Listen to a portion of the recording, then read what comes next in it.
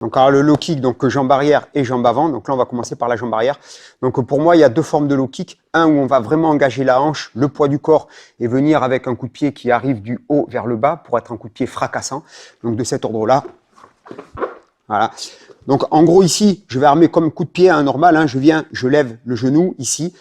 Je vais engager une rotation du pied d'appui, la pointe de pied vers l'extérieur. Et ici, je vais présenter ma fesse, de manière à bien engager la hanche. Ça, c'est des détails techniques qui sont importants pour avoir un coup de pied très efficace, très puissant, au maximum. Et donc, en fait, pour le montrer sur quelqu'un, donc sans toucher, je viens ici, j'arme. Et là, ici, je monte en haut et je viens frapper en bas ici. Voilà. Et je viens bien sûr avec la partie supérieure du tibia, qui est la plus solide, qui est difficile après à mettre en œuvre, parce qu'en fonction des distances, ça va bouger. Mais plus on s'entraîne proche de la réalité, plus c'est ce qui va ressortir après.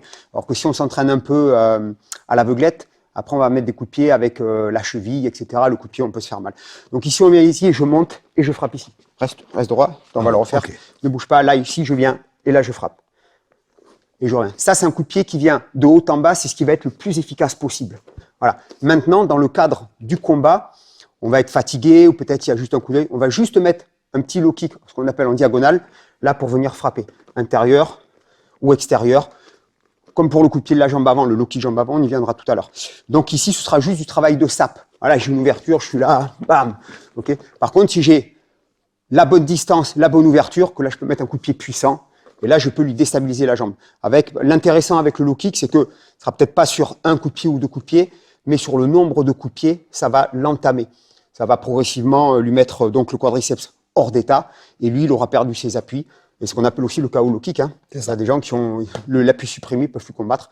Donc voilà. Donc soit armé correctement, je viens en coup de pied fracassant, ou soit diagonale, ou une légère ici, rotation circulaire. Voilà les trois formes de low kick qu'il y a, et qu'il faut travailler, il faut savoir travailler les trois. Voilà, les trois angles. Donc de bas en haut, en circulaire, horizontal et en circulaire fracassant. Tu peux développer un peu plus sur le low kick jambe avant? Le low kick jambe avant. Donc ici, j'ai moins d'engagement, hein, bien évidemment, puisque je pars ici direct. Mais je vais garder le même principe, c'est-à-dire que je vais ici venir présenter ma fesse, d'accord, au plus proche, et je vais ici faire une rotation du pied d'appui pour mettre les pointes de pied vers l'extérieur, de manière à engager au maximum la hanche et déclencher un maximum de puissance sur mon coup de pied. Et là, ici, je viens frapper là. Alors là, je suis pas à la bonne distance, par exemple, parce que c'est mon pied qui vient frapper. Donc là, ici, si je frappe sur une zone molle comme ici, je me ferai pas mal. Mais si je tape dans le genou, par exemple, je risque d'entamer les métatarses. Donc, faire attention à ça. Là, je viens là. Alors là, je suis légèrement quand même en horizontal. D'accord? Difficile de mettre un coup de pied fracassant ici, comme on expliquait pour l'arrière, comme ici. Parce que là, il risque de voir venir. Donc là, je serai ici à distance. Et là, c'est voilà. C'est vraiment là du travail. Soit ici pour ouvrir ensuite sur autre chose. Voilà.